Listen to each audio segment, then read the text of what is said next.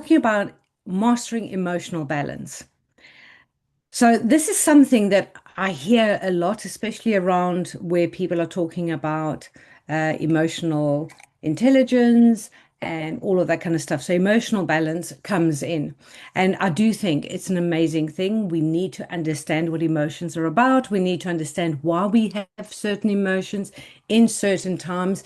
But what I've seen time and time again is that people become more knowledgeable about what emotions are, but it kind of stops there. It's like, okay, now I know why I get angry or I know what anxiety is about, but it doesn't kind of answer the question of why in certain circumstances you get angry or you get anxious or you get fearful. And therefore, what is the healing? What is the change that is taking place? Because I do appreciate that knowledge is a precursor to change, but knowledge on its own does not create change. So we need to kind of go a little bit further and see what this whole field can go one step further.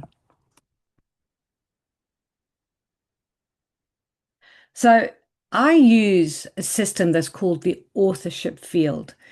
And it's a way for people to understand themselves better, to have more emotional control, and to also be living from a place of choice. So let's talk a little bit about why emotional balance matters, but it's also not the final destination. It is like the start of where you want to be, but it's not the only thing. So emotional balance is, leaders are told regulate your emotions, control yourself, manage the team, manage their emotions, stay calm, show that you are in control. So, often managers and leaders, when I talk to them about what this is all about, they've been told that these are the things that they have to do, and these are the things that they try and do. And I say try because they're not really being successful in becoming the leader that they want. Um, so emotional balance, when you can actually grab the situation by your hands, emotional balance can stabilize the situation, especially when it's becoming quite volatile. But on its own, emotional balance does not guarantee conscious leadership. So let's talk a little bit more about why. So pressure reveals leadership. And what I mean by this is that it's only when we're under pressure, when we get triggered, when things are sort of going off, can we really see how we respond. So decisions made under pressure tend to be survival based decisions. So if you think about when we are under pressure, we are running in survival modes. Our brainwaves in what we call high beta, if you look at it from a neuroscience point of view. When we look at what high beta will always be, I need to survive. So it will be narrow focused and it will be immediate for the situation to be resolved and for you to be safe. So things like problem solving, things like visualization, things like creative thinking do not actually feature in that moment. So when we're making decisions under pressure, we're not going to make the right decisions for the company, for the team, for the situation, for the business, for whatever it is. Having responsibility for others is also something that not only disables their growth, but puts more pressure on you. It's the monkey on the shoulders kind of analogy. Conflict, time, expectations, all these things start to reveal the kind of leadership that we're doing. So when we're looking at how do I know what kind of leader I am, ask yourself, what am I like under conflict? What am I like under time pressure? What am I like when I've got expectations of others to fulfill? And also, the a lot of the leaders, when I talk to them, it's the way that they perform and the way that they decide how to perform and how to lead has to do with what the leadership on top is looking at. And sometimes that leadership on top could be shareholders. So I've worked a lot with directors of the NHS and directors of other companies. And sometimes, even though they are in the director position, they still don't have the power and control to be and do the things that they intuitively feel would be better because their shareholders have different expectations. And it's always interesting to me how a lot of the shareholders don't have a hands-on what's actually happening on the ground situation to know if their expectations are valid or not.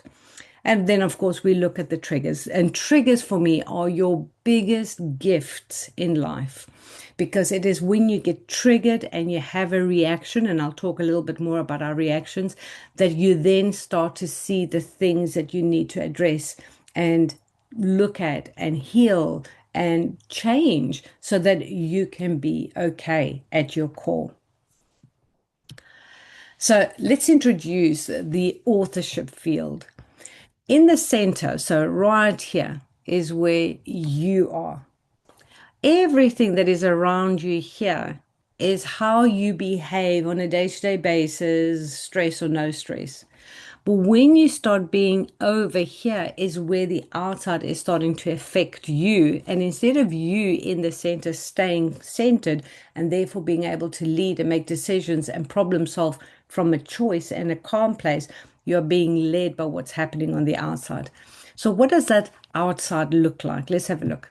So these are the things that people will say, I was beside myself. In other words, I'm not in myself. I'm not in my core. I'm not in my center.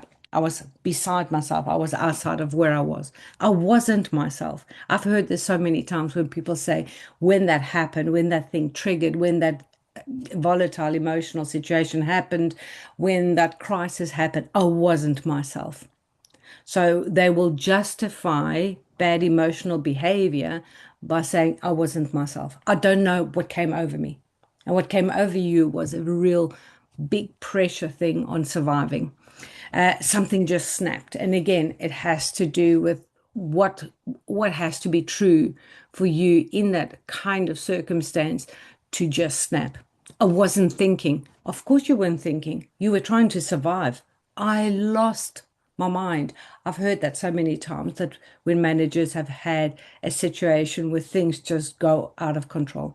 I don't recognize myself in that moment. Again, I've seen people get triggered by their staff, if they are business owners, or by their team leaders, if they are directors of big companies, and they don't recognize themselves because in the moment where everything's under control, I will behave a certain way. So I will mask, I will manage, I will balance, and then that's who I will be. But when something goes wrong, we lose that sense of ourselves because the survival mode takes on.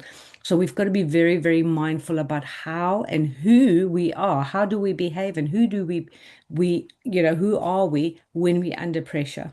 It was like I wasn't there. So a lot of the times people don't even, they've lost pieces of what happened. And truly they aren't there. And if you can think of a time where there was a lot of pressure and things were kicking off, and maybe there was demands making from your bosses or your shareholders or other members of your team, and in that moment things just kicked off, and then you come back and reflect, and this is one of the things that you've said. You know that in that moment you were not operating from your core, but you were operating outside of yourself. This is not what you would choose to be. So, emotional regulation versus emotional authorship. It's one thing to have emotional regulation, it's a completely different thing to have an emotional authorship. Let's look at this a little bit further. Because they're not the same thing. So, emotional regulation is managing reactions, it's calming the emotions, it's techniques and strategies. It's necessary, but it's limited. So, I'll give you an example. I worked with a business owner, she had her own business and all of that, and she used to get a lot of panic attacks. And of course, that wasn't very yeah, it wasn't good. It wasn't good at all. And especially because sometimes she would get panic attacks while she was driving. And sometimes she would have to pull over and calm herself down and then carry on. Sometimes a panic attack happened at work with her staff members. It just wasn't working. So I taught her a whole lot of techniques, and they were brilliant and they really, really worked. And she felt very, very different. And then after the first week, she came back and she goes, I learned all these things from you, but they're not working. So I said, have you been practicing the techniques and the strategies? And she goes, no. So I said, so what happens then is that you have a panic attack, and then in that moment of panic, you're going, what is that thing that Vicky taught me? And then, of course, in that moment, your unconscious is not going, hey, let's go back to what Vicky was taught us and use it. In that moment, the brain's going, I need to survive. And therefore, it can't access those strategies. So, techniques and strategies are great. There's something that we can use, but it is just a management tool. In the beginning, I would say definitely learn to use them, but over time, you need to actually understand your triggers and what has to be true for you to be getting panic attacks. So managing and techniques and strategies and even the early stages of awareness is like saying, hey, I've got a house and there's a hole in my roof, and now the storm is coming. And because the storm is coming, whoops, I've got a leak in the house. And the only way that I can manage this leak is to put a bucket. Now, when there's no rain and we've had a dry spell for a week, then there's not much water coming in, and therefore what we're catching in the bucket is almost nothing. So it's actually great. It's easy to manage, and we can sort of take our eye off things. We can even leave the house. We can go and sit in the garden for a while. We can come back, check the bucket if it's full, empty it, and so on. But should we go somewhere like for half a day or a whole day away, and then there's a storm, then that bucket's going to get overfull and it's going to flood, and it's going to flood your house. So the bucket is as equal in sort of the analogy as you managing your emotions and having techniques and strategies and being able to at some point pull back from the stress of what's happening and then start to manage in the way that you perceive yourself to be expected. But it's just management, and it's tiring and it's ongoing. What needs to be changed is this damage here. Understand where the damage is, and then to go and fix it so that when it does rain, it doesn't leak into your house. So, in much the same way, is for you to understand yourself, understand how you got to be who you are, what's happened, and how do we heal any perceived, because it is a perception that we have about ourselves, perceived things about life that makes us feel unworthy, makes us feel unsteady, makes us feel not good enough, makes us feel something where we compensate. So regulation and authorship's not the same. So emotional authorship is choice under pressure. So every situation warrants its own way of being resolved. You can choose how this is going to resolve itself. Presence before response. Be present, be in the moment, be still, see what's happening while you're staying in your center, and then look at what's going on around you. So this is why we call this an internal authority, is I'm checking with myself first that I'm okay before I check and see what's happening and how am I going to respond and react to the expectations of everybody else. And that's why I call it sustainable leadership, because you stay okay. I've just been speaking to one of my clients, and her son has been not written off. He's been with occupational therapy, been written out for 6 months because of burnout. This is something that happens so often with leaders, team leaders, directors, CEOs, business owners, where they get that burnout because it's not sustainable to constantly be firefighting. So, how do we lose authorship? And it's interesting because how we show up in a situation will reveal how we feel about ourselves and how we are leading. And therefore, these telltale signs. And when this happens, is it has an impact on your staff, it has an impact on your team, and slowly, slowly you lose the control without even being consciously aware of it. So let's look and see how it happens. And trust me, it's never deliberate. I know I say rarely, but it's never deliberate. So when we over-explain situations, when we find that we have to explain and bring an understanding in, it presupposes that somebody is actually questioning you, somebody's attacking you, somebody is questioning your authority, your decisions, and therefore you have to explain yourself, which then says, okay, what has to be true for that to happen is that you didn't even start off by being clear about the outcomes that you wanted. So obviously, you then saying something that's not clear, people are attacking that because they don't have clarity, and then you start over explaining. So all they are getting is you yourself don't know what you want, and that's why you're over explaining things. Leading through force or control. So in other words, basically, bluntly, bullying.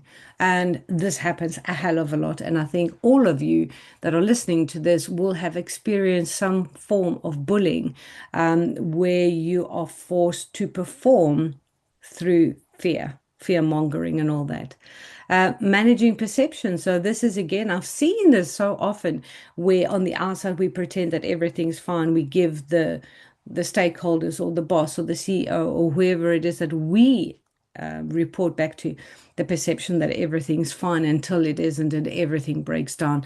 And I've seen people try to hold the fort but not wanting to tell their bosses what's going on in case they get seen as, oh, you're not good enough, you're being stupid, you are not capable, you haven't got the experience, whatever it is, there's something not good enough in your performance by your standards. And therefore, you will constantly try and mask that and becoming the role instead of the leader. So again, I'm not leading because I am a leader. I'm leading because I think this is what they think a leader should do. This is what I think they think a leader should say, behave. And therefore, I'm going into that role. But the minute I'm home or I'm with my friends, I step out. I'm actually not that person at all. And I've seen this again where people can be two very, very different personalities at home or at work. And there's nothing wrong with that if that is a conscious choice from an awareness. But when it's like, I think this is who I need to be in order to stay in this job and get paid and not, get my salary, not get sacked, then it can cause a hell of a lot of stress and pressure. Authority without force. So, authority without force is stillness as leadership. So this is where you don't over explain, you actually sit and listen and ask questions to get more of an idea of what's happening. Fewer words, but more of an impact. So it's again being able to sit still and stop the internal dialogue going and being able to listen to what's happening on the outside and then having that intuition of what is missing in what I'm being told, and therefore what questions do I need to ask so that I'm clear and therefore I can lead better. Boundaries without hardness. So, sometimes people exercise boundaries, putting boundaries in, but they do it in a very harsh way, like, no, this is not right, because boundaries is all about what is a no for you. But having said that, you need to exercise boundaries with your team, with yourself, with everybody, so that because people will know how to treat you by the way you allow them to behave around you. So being a leader, you need to be very clear about what your boundaries are because you will lead as an example of how things should be. And presence that settles a room. When you come in, people need to be able to feel, oh, we're in good hands. We are okay because my leader has come in and I trust them. They've got a calm energy. They've got clarity about what needs to happen. They've got a vision. I can trust them. They're honest. I respect them. And that presence will settle a room. So awareness is the turning point because without awareness, you've got nothing. And awareness brings the knowledge, and knowledge is the precursor to change. So without the awareness, you can't even get to the knowledge. And awareness is where authorship becomes available again because awareness opens that door so that you are able to restore choice, to start to understand why did I react this way? How would I have reacted had I been given the choice to go back in time? So this is not about fixing yourself because we always think, well, I'm broken. You're not broken, but there are reasons as to why you behave the way you do. And when you understand the reason, you can then go back to choice and saying, in the future, in this situation, would I still choose this kind of behavior? Because some things, when you see them and understand them in yourself, you can never go back. So we sometimes operate out of belief systems that just don't serve us now.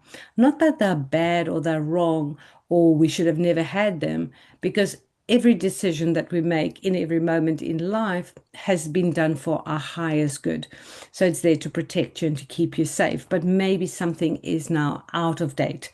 So it's not about fixing yourself, but it's maybe about going, I don't need to have this idea about me anymore because it's redundant and therefore I can choose something different.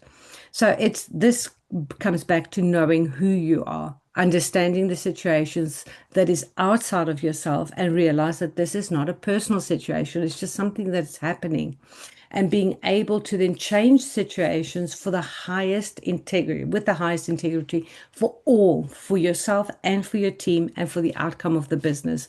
And this is what changes when you start to work on yourself in that way. So we are going to stop the recording now, but I'm going to ask you, what is the biggest takeaway from today? And what you can do next if you want to explore a little bit more about how authorship drops for you. And that's exactly what a Truth and Shift session is designed for. So it's not advice, it's not coaching, it's just a space where you can see clearly where your authorship has been lost and how to restore it.